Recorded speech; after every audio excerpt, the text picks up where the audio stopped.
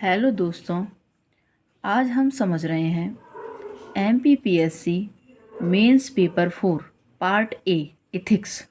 इसमें unit first में सुकरात जी के बारे में बताया गया है। तो जो सुकरात जी थे, हम थोड़ा सा उनका जीवन परिचय समझेंगे। वो यूनान के महान दार्शनिक थे और इनका जो समयकाल है वो 469 से 399 ईसा पूर्व तक था। इन्होंने स्वयं कोई ग्रंथ नहीं लिखा था और उनके विचार प्लेटो के संवाद में हैं और उन्हें जहर देकर मृत्युदंड दिया गया। तो ये उनका जीवन परिचय यहाँ नहीं है, लेकिन मैंने आपको बता दिया है। अब हम समझेंगे सुकरात जी की समस्या क्या थी। तो उन्होंने बताया है कि सोफिस्ट जो थे, उनका मानना था कि मनुष्य ही प्रत्येक वस्तु का मापदंड है। ठीक है, जो मनुष्य है वो ही प्रत्येक वस्तु का मापदंड है। सुकरात जी ने कहा है कि प्रत्येक मनुष्य का मत जो होता है वो आत्मनिष्ठ होता है और जिससे मतभेद पैदा होंगे और अराजकता बढ़ेगी। तो ये सुकरात जी की समस्या थी, उसके बारे में ये उन्होंने बताया है। अब हम पढ़ेंगे कि सुकरात जी की दार्शनिक पद्धति क्या थी। तो देखिए, सोफेस्टो की समस्या का समाधान उन्होंने किया तो द्वंद्वात्मक पद्धति निकल कर आई और उसमें सुकरातीय पद्धति भी निकल कर आई। फिर संदेहात्मक चीज़ें आई। क्या आई? मतलब कि स्वयं को अज्ञानी मानते हुए उन्होंने कहा कि ज्ञान प्राप्ति हेतु बौद्धिक विनयशीलता की आवश्यकता है। ये सुकरात जी की दार्शनिक पद्धति के नियम थे। ठीक है, उसके बाद उन्होंने बताया कि जो संदेह होता है, यानी कि हम किसी पर डाउट करते हैं, उसको आज ज्ञान प्राप्ति का साधन माना जाता है।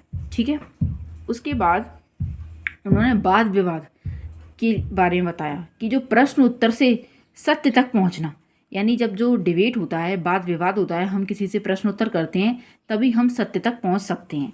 तो ज्ञान आत्मा का गुण है, बाहर से नहीं आता, अंदर से ही आता है। परिभाषात्मक चीज़ें बताई, किसी वर्ग में निहित। प्रत्यात्मक बताई, सामान्य गुण प्रत्यय है और प्रत्यय से ही ज्ञान का निर्माण होता है। ठीक है, अनुभवात्मक बताया, अनुभवों से प्रत्ययों की पहचान करना होता है।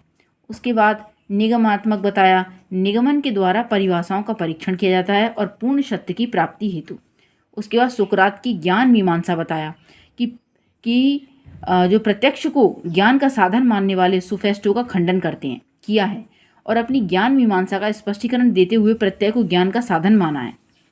सुकरात के नैतिक दर्शन, सोफेस्टो के खंडन के लिए नैतिकता का निर्माण किया, जिसे सद्गुण नैतिकता कहते हैं।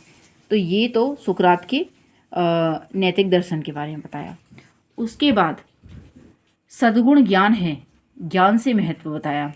उचित अनुचित का बोध ज्ञान प्रत्ययों से प्राप्त होता है। प्रत्यय वस्तुनिष्ठ है, अतः ज्ञान भी वस्तुनिष्ठ होगा और ज्ञानी व्यक्ति ही सद्गुण होगा। सद्गुण शिक्षणीय है, सद्गुण ज्ञान है और ज्ञान को शिक्षा से प्राप्त किया जा सकता है। सद्गुण एक है, शुभ अशुभ आत्म संयम सभी सद्गुण के प्रकार हैं। और सद्गुण आनंद है, सद्गुण ज्ञान है और ज्ञान से शुभ का ज्ञान होता है और शुभ में मानव कल्याण निहित है और मानव कल्याण से आनंद की प्राप्ति होती है। सद्गुण आत्मज्ञान है। सुकरात ने आत्मज्ञान पर सर्वाधिक बल दिया है। आत्मज्ञान से नीतिवान बनेंगे, नीतिवान से सद्गुणी होगा और सद्गुणी ही खुशी होगा। मतलब जो सद्गुणी है वही सुखी होगा। महत्व क्या है? यूनानी चिंतन ने ज्ञान एवं नीति पर प्रभाव बताया है और प्रत्यय को परम तत्व के रूप में स्वीकारा है।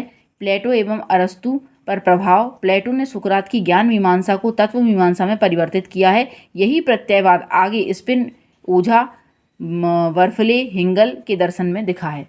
तो आज हमने जो सुकरात हैं उनकी समस्या, सुकरात की जो दार्शनिक पद्धति है उसको विस्तार तरीके से समझा। आगे भी अगर आपको समझना हो तो बिल्कुल कमेंट करें और बताएं कि कैसा लगा। Thank you so much friends.